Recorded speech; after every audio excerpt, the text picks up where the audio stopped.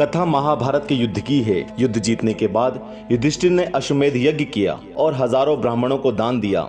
ये देख अर्जुन ने श्री कृष्ण से कहा, हे माधव, मैं कितना भाग्यशाली हूँ जो मुझे आपका सबसे बड़ा भक्त बनने का सौभाग्य प्राप्त हुआ, और मेरे भ्राता युधिष्ठिर सा दानवीर भी कोई और नहीं है। श्री कृष्ण समझ गए कि अर्जुन को अभिमान हो गया है और उसका उद्धार करना आवश्यक है। तब उन्होंने कुछ नहीं कहा और थोड़े दिन बाद अर्जुन अश्वमेध यज्ञ के दिग्विजय के लिए निकल गया। और एक दिन वो घोड़ा रतनपुर राज्य की सीमा में प्रवेश कर गया। वहाँ के राजा मोरध्वज बहुत ही प्रतापी और न्यायप्रिय थे। उनका 6 वर्ष का ताम्रध्वज नाम का एक पुत्र था। कम आयु में ही वो युद्ध कला में निपुण था। उस बालक ने अश्व को पकड़ लिया। अर्जुन ने उसे देखा तो समझाते हुए कहा कि वो अश्व को मुक्त कर दे। बालक होते हुए भी ताम्रध्वज को पता था तो उसने कहा वो उन्हें परास्त करे और अश्व ले ले। अर्जुन को वीरता का अभिमान तो था ही।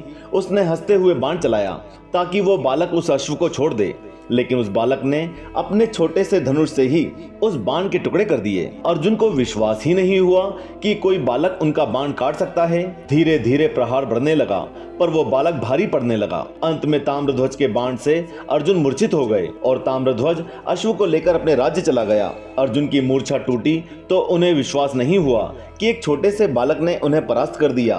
वे समझ गए कि ये श्री कृष्ण की लीला है। वे तत्काल उनके पास पहुंचे और अपने अभिमान के लिए क्षमा मांगी। श्री कृष्ण ने कहा, हे पार्थ, तुम्हें यह भी अभिमान था कि तुमसे बड़ा मेरा कोई भक्त नहीं और महाराज युधिष्ठिर से बड़ा कोई दानी नहीं। आओ अब बाकी 2 का भी निवारण कर दिया जाए। श्री कृष्ण और अर्जुन साधु के वेश में मोरध्वज के राज्य पहुंचे और अपने साथ एक सिंह रख लिया। राजा मोरध्वज ने साधुओं को देख उनका सत्कार किया और पूछा कि उन्हें क्या दान चाहिए। श्री कृष्ण ने कहा, हे राजन, हमें कुछ नहीं चाहिए, किंतु हमारा सिंह भूखा है, उसे भोजन करा दीजिए। राजा मोरध्वज ने अपने सेवकों से मांस की व्यवस्था करने को कहा तो श्री कृष्ण बोले, हमारा सिंह केवल मनुष्यों का मांस खाता है।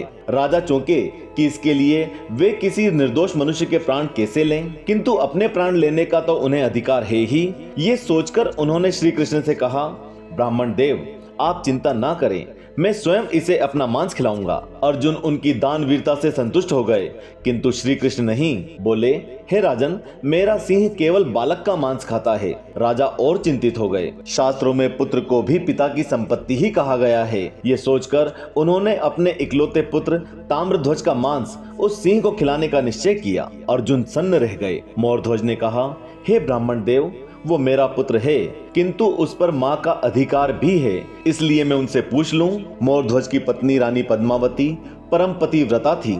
उसने ये बात सुन अपने हृदय पर पत्थर रख पुत्र का बलिदान स्वीकार कर लिया, किंतु उसने श्री कृष्ण से कहा, हम उसके माता पिता अवश्य हैं, किंतु उसके प्राण पर हमारा अधिकार नहीं है, अतः पुत्र से भी पूछ लें। ताम्रध्वज को बुलाया गया। उस 6 वर्ष के बालक ने सुना तो हंसते हंसते तैयार हो गया। ये देख अर्जुन मन में धन्य धन्य कर उठे और सोचा परीक्षा समाप्त हुई। पर श्री कृष्ण ने आगे भी शर्त रखी। बोले, हे महारानी, किंतु मेरा सिंह इस बालक का मांस केवल तभी खाएगा जब आप दोनों उसे काटकर खिलाएं और दोनों की आंखों में आंसू ना आए। अर्जुन के लिए ये अति थी। राजा मोरध्वज और रानी पद्मावती तैयार हो गए। ताम्रध्वज ने अपने माता पिता का आशीर्वाद लिया और उन्हें रुई देते हुए कहा कि वे अपने कानों में ठूस लें ताकि उसकी चीखें उनके कानों तक ना पहुंचे, और प्रसन्नता पूर्वक नीचे बैठ गया। राजा और रानी ने अपने हाथ में आरी ली। उस दृश्य का वर्णन करना कठिन है, किंतु इतिहास साक्षी है कि एक माता पिता ने अपने हाथों से अपने 6 वर्ष के बालक को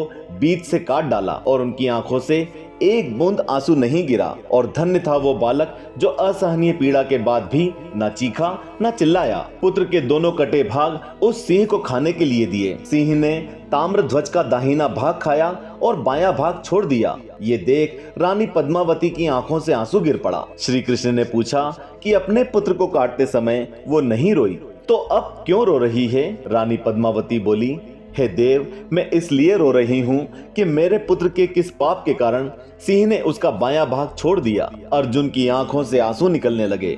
उसका अभिमान आंसुओं में बह गया।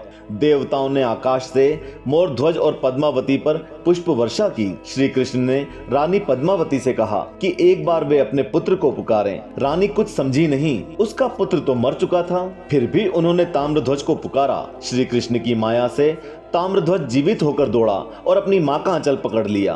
राजा और रानी के हर्ष का ठिकाना ना रहा। उन्होंने श्री कृष्ण से उनका परिचय पूछा। श्री कृष्ण ने अपने चतुर्भुज रूप में उन्हें दर्शन दिए। श्री कृष्ण की आज्ञा पर राजा ने अश्वमेध यज्ञ का घोड़ा लौटा दिया और श्री कृष्ण अर्जुन के साथ हस्तिनापुर लौट गए। राजा मोरध्वज और रानी पद्मावती ने ताम्रध्वज का अंग आरे से चीरा था। उस दिन से रतनपुर राजधानी का नाम आरंग पड़ गया। आज ये नगरी छत्तीसगढ़ के रायपुर जिले में है। इसे मंदिरों का नगर भी कहते हैं। जय श्री कृष्ण।